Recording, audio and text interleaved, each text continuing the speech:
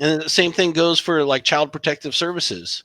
The church should be doing that, right? Not the government. Absolutely. The worst thing, I mean, I see this all the time.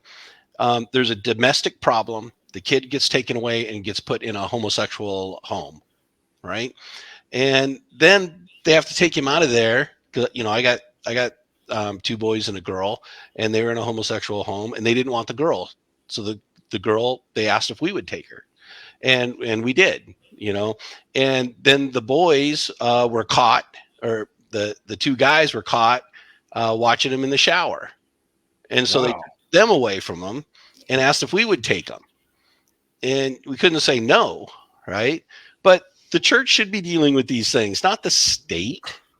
You know, the state doesn't have a soul, right? It just doesn't. It's about the money. You know, it's about we have to have this amount of kids or more so we can either maintain or increase our budget. It's a monster. It's really wicked. Yeah.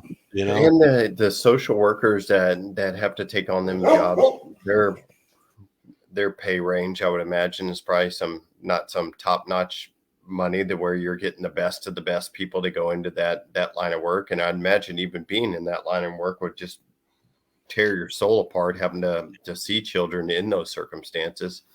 It's it's a it's really pretty difficult. Say you have a 25, 30-year-old woman who wants to help children, and so she goes into child protective services, right?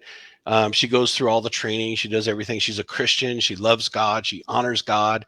And she has to take these two boys and give them to a couple homosexual men. How does she do that? Morally. Morally, I mean, honestly, yeah. morally, how do you do that? I mean, it's